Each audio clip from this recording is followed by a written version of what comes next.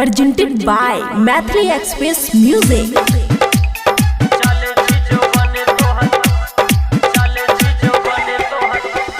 Music by DJ Guduraj. Khushi recording studio Baluaha. छोड़ी तीन चीसक सही डरे सके मुटे भै जाय छे हमरो फरे सके। छोड़ी तीन चीसक सही डरे सके मुटे भै जाय छे हमरो फरे सके। तनी माने हमर कहल ऐसे घूमे ने बे कहल तनी माने हमर कहल ऐसे घूमे ने बे कहल तोरी साके की मिलै छोगे। चले छी जो बने तोहर हिलै छोगे नैप के बताने काय किलो होगे। चले छी जो बने तोहर हिलै छोगे नैप के बताने काय किलो होगे। छोड़ी बताने का किलो छोगे।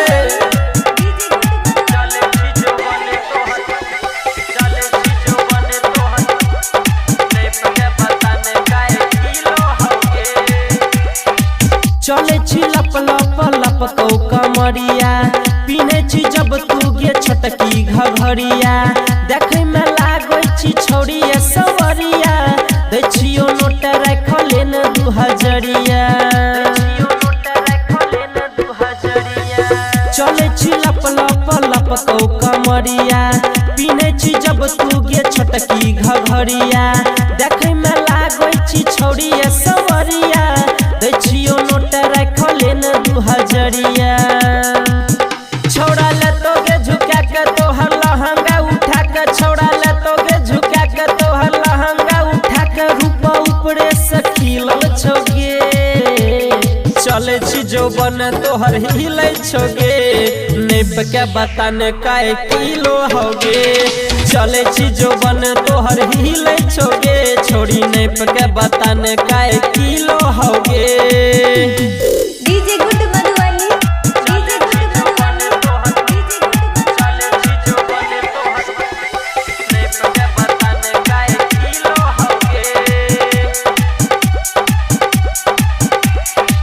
पागल भेलो गौरव देखिए के तोरा देखै छियो खूबे करे छौ निहोरा। पता लगैने छियो तोहर बियोरा रवि संतोष मजा ले तो थोड़ा थोड़ा। पागल भेलो गौरव देखिए के तोरा देखै छियो खूबे करे छौ निहोरा। पता लगैने छियो तोहर बियोरा रवि संतोष मजा ले तो थोड़ा थोड़ा।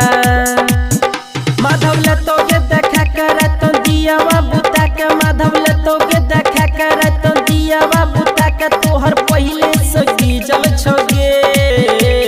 चले छी जो बन तोहर हिलै छोगे नैप के बताने काय किलो होगे।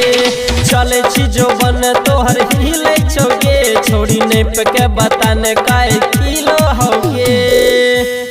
खुशी रिकॉर्डिंग स्टूडियो बलुआहा।